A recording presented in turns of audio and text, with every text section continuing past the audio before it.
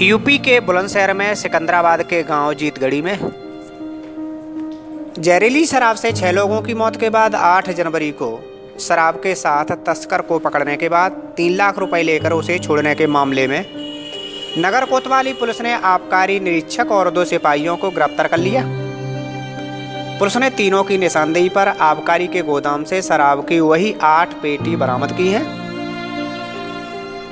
आबकारी आयुक्त ने तीनों आरोपियों को निलंबित कर विभागीय जांच शुरू करा दी है। एसएसपी ने बताया कि शुक्रवार को हापुड़ और बुलंदशहर पुलिस ने संयुक्त रूप से अनूप शहर क्षेत्र के गांव अनिवास की धर्मशाला में दबिश दी। पुलिस ने यहां चल रही शराब की फैक्ट्री का भंडाफोड़ किया। मौके से विमल राघव नाम के तस्कर को पकड़कर 18 पेटी अवैध शराब बरामद की थी।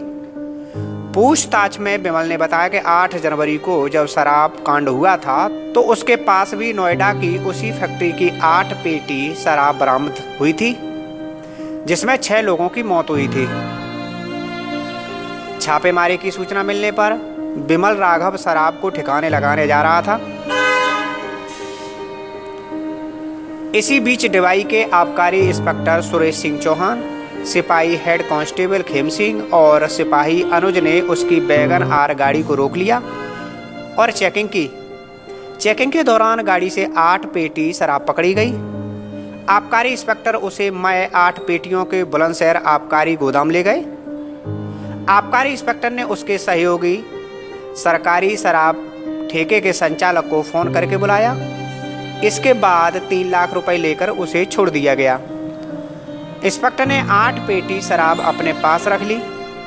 एसएसपी ने बताया कि शराब तस्कर विमल राघव की निशानदेही पर गोदाम से वही 8 पेटी शराब बरामद की गई है।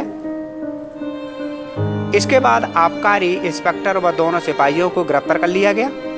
इंस्पेक्टर अनूप शहर रामचेतन सिंह की तरफ से तीनों के खिलाफ मुकदमा दर्ज कर लिया गया है।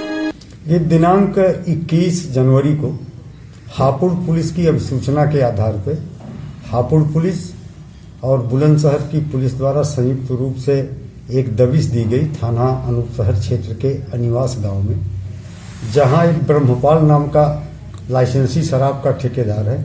उसकी एक धर्मशाला है। उस धर्मशाला से 18 पेटी मिस इंडिया नकली शराब बरामद की गई और मौके से उसका सहयोगी विमल राघव गिरफ्तार किया गया। जब विमल राघव से गहराई से पूछताछ की गई तो उसने बताया कि दिनांक 8/1/21 को वह सुबह करीब 8 बजे 8 पेटी अवैध शराब के साथ जा रहा था, तो उसे आबकारी विभाग के इंस्पेक्टर सुरेश चौहान, कांस्टेबल खेम सिंह और कांस्टेबल अनुज, ये सभी आबकारी विभाग के हैं, इनके द्वारा रोका गया। रोक करके ये कार सहित जिस कार में लगभग 8 पेटी अवैध मिस इंडिया मार का शराब थी, उसको लेकर के ये लोग बुलंदशहर आए। बुलंदशहर आने के बाद ब्रह्मपाल, जिसका ये पूरा माल था, जो एक लाइसेंसी ठेकेदार भी है एक ठेके का, उसको इंस्पेक्टर के द्वारा बुलाया गया। एक 3 लाख रुपए की डील की गई और उस डील के बाद पैसा लेने के बाद जो गिरफ्तार करके जिसे लाया गया था उसे छोड़ दिया गया। और जब हम लोगों ने इलेक्ट्रॉनिक सर्विलांस और सीडीआर एनालिसिस के आधार पर देखा तो गिरफ्तार अभियुक्त के द्वारा जो भी तथ्य बताए गए थे वो सही पाए गए। उस समय इंस्पेक्टर आबकारी और दोनों सिपाहियों की लोकेशन वहां थी जहां से उसके द्वारा पकड़ना बताया गया।